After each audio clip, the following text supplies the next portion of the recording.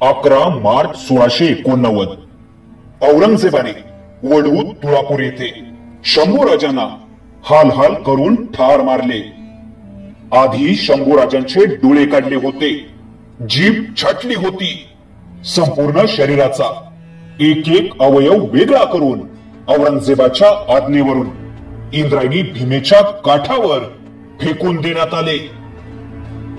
ज्या इंद्रायणी भीमेनं आजपर्यंत शंभूराजांचं शौर्य आणि पराक्रम पाहिला होता, तीच इंद्रायणी भीमा आज मात्र शंभूराजांचा विखुरलेला देह पाहत होती.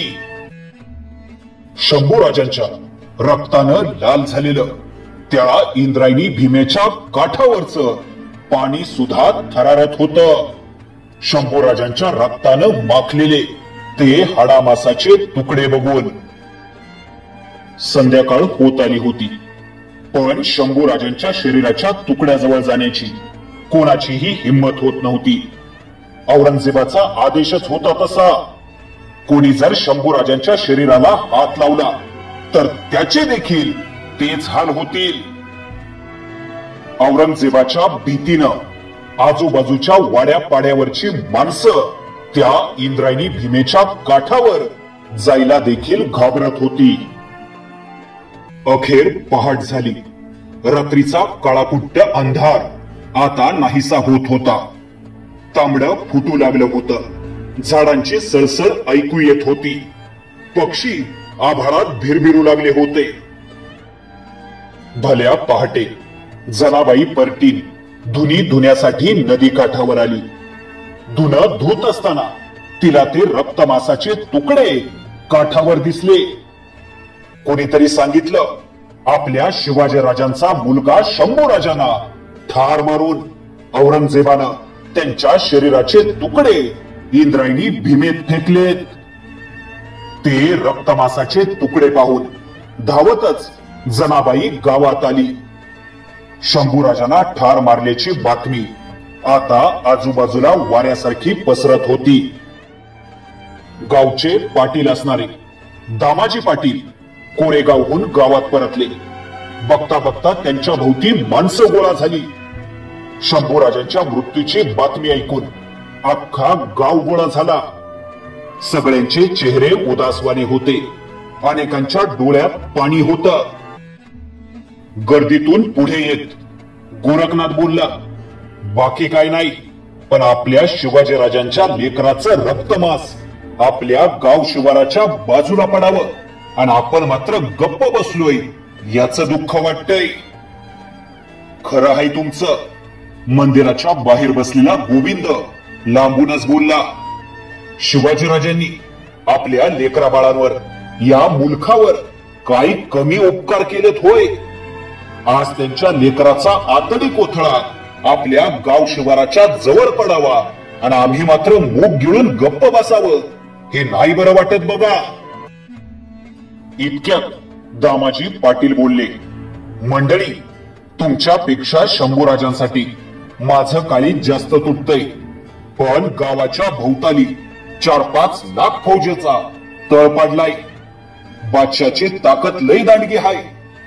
त्यानं त्या रक्तमासाला कुणी शिवू नका असं फरमान काढलंय. खरंय पाटील, आज दिवसभर 10 गावातलं फारसं माणूस बाहेर पडलेलं दिसत नाही. उगाच बादशाची कळ नको काढायला. पंचकृषीतली बाकीची सारी गावं गपगार पडल्यात. आपणच कशाला घोड्यावर बसायचं. आता रात्र होत आली होती. गाव पाटल्यानं निकाल दिलेला होता. गावकरी आपापल्या घराकडे परतले. भाकर तुकडा खाऊन अंथरुणावर पडायची तयारी करू लागले. पण जना परटीन मोठी जिद्दीबाई होती.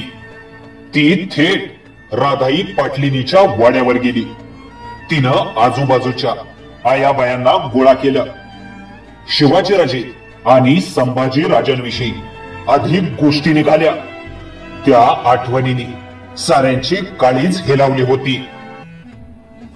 रात्र बरीच वाढली होती, पण तरीही कुणीही तिथून हलायला तयार होईना. मंदिरातल्या गोरखनाथ बुवाला पाटलिनीनं बोलावून घेतलं. तेवढ्यात या साऱ्या प्रकारानं बेचैन झालेला गोविंद पुन्हा तिथे येऊन पोहोचला. आपल्या हातातली काठी खाली ठेवत दूरवर बसून राहिला. आता जनाबाई बोलू लागली. आम्ही असंच उठून गेलो आणि शंभूराजांचं मांस गोळा करून आणलं. त्याला अग्नी दिला तर बादशाह करून करून काय करल? गाव जाळील इतकंच नव्ह. जनाच्या बोलण्यानं राधाई पाटलीन सुद्धा पेटून उठली. त्यातच गोरखनाथ बोलले, आपल्या रीतिरिवाजाप्रमाणे गावात चावडी नाहीतर नदीजवळ कधीही कोणा बेवारशी माणसाचं प्रेत आढळलं तर ते प्रेत उचलावं, त्याच्यावर अग्निसंस्कार करून मनुष्य देहाला मुक्ती द्यावी असं शास्त्र पुराण सांगतं. लांबूनच गोविंदनं आवाज दिला, इथं शिवाजीराजांच्या लेकराचं तुकडं बेवर्षासारखं नदीकाठी पडल्यात आणि आम्ही सारे नामर्दावानी बांगड्या भरून गप. आता मात्र साऱ्या स्त्रिया पेटून उठल्या. चला नदीकाठी चला. एकच आरोळा उठला. बाहेर गच्च काढो, पण साऱ्या लेकी बाळा पदर खोचत एकाच निर्धारानं तयार झाल्या. वाड्यातला तो गलका दामाजी पाटलाच्या कानावर गेला. आज झोपलेला पाटील गडबडीनं बाहेर आला. कारभारनी काय हा पोरकटपणा लावलाय? बादशाहनं गावावरनं गाढवाचा नांगर फिरवला म्हणजे कळल तुम्हाला. कारभारी, शिवाजी महाराजांच्या लेकराचं मांस घारी गिधाडांना देण्यापरीस आपण आणलेलं काय वाईट? असा गाव आणि असा जुलूम हवा कशाला? सांभाळा तुमचा गाव आणि घर. निघालो आम्ही. राधाई पाटली वाड्यातून तरातरा बाहेर पडली. तिच्या बरोबर जनापर्टी आणि वडू गावातील समग्र स्त्री शक्ती झपाट्यानं बाहेर पडली. नदीच्या दिशेनं त्यांची पावलं पडू लागली. हातात काठी घेऊन गोविंद सगळ्यांच्या पुढे होता. एकदाचा नदीकाठ आला. असं म्हणतात काळाकुट्ट अंधार होता. त्यातच बादशाहच्या फौजेची भीती होतीच.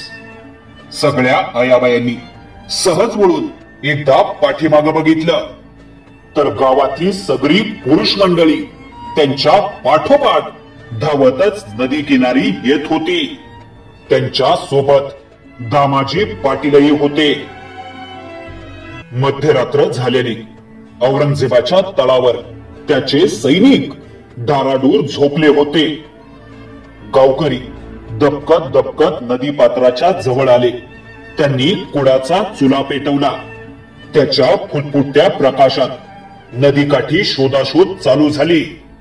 शंभूराजांचे कान, पाय, हाताचा तुकडा असे एक एक अवयव सापडू लागले. गावकऱ्यांनी आपले डोक्याचे पागोटे नेसूची धोतर सोडली. त्यामध्ये शंभूराजांच्या मांसाचे मिळतील ते तुकडे गोळा केले. त्या काळ्याकुट्ट अंधारातच गावकरी गावाकडे परतले. काहींनी आपापल्या घराकडे धाव घेतली. कुणी शेणकूट आणलं, कुणी लाकूड फाटा आणला. दहनाची सगळी तयारी झाली. पण सर्वांना एकच पेच पडलेला, चिता रचायची कोणाच्या जागेत. दामाजी पाटील आता आपल्या साऱ्या जमिनीवर पाणी सोडायला तयार होते. पण त्यांचा जमीन जुमला कोसभर अंतरावर. शिवाय तिथून बादशाचा तळही अगदी जवळच. बाकीचे जमीन मालक घाबरलेले. उद्या बादशाचे सैनिक आले आणि जमिनीचे मालक कोण म्हणून आपलाच गळा पकडला तर? अख्खा गाव कुजबुजत होता. शेवटी गर्दीच्या कोपऱ्यात उभा असलेला गोविंद पुढे धावला. गाव शिवाराजवळचीच आपली जमीन दाखवत बोलला, या इकडं, ही आम्हा महारांची वतनी जमीन. इथं आमच्या जमिनीत द्या अग्नी शंभूराजांना. समजा उद्या बादशाचं संकट आलंच तर पुढं बी निघून जाऊ. आम्हा गरिबांच्या ताटलीत हात घालून गुगऱ्या खाणारा राजा आहे आपला शंभू राजा, कसं इसरू आम्ही. तिथे गोविंदच्या जागेत क्षणार्धात सरण रचलं गेलं.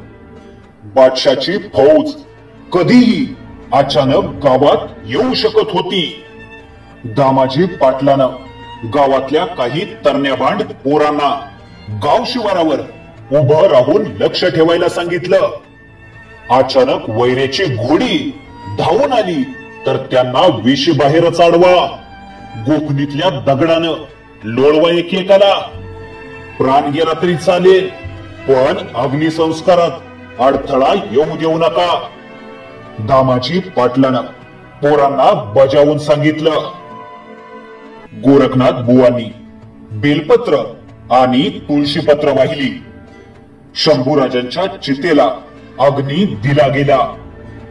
आग धडधडा पेटू लागली. आगीच्या ज्वाला काळ्याकुट्ट आसमानाकडे झेपावू लागल्या. सगळ्या गावकऱ्यांना हुलका फुटला होता. पोरसुर अन स्त्रिया धाय मोकलून रडत होत्या. लोक गुरासारखे हंबरडा फोडत होते. अरे रायगडाच्या राजेश्वरा, कुठून कुठं आलास र पाखरा. त्या शोकाला अंत नव्हता. लोकांच्या डोळ्यातून अश्रूंच्या धारा वाहत होत्या. पहाट व्हायच्या आधीच चिता विझवली गेली. राजांची गरम रक्षा घेऊन पुन्हा सारा गाव भीमेच्या काठाकडे धावला. तांबडं फुटायच्या आत ती रक्षा नदीत अर्पण केली गेली. आता उजाडू लागलं होतं.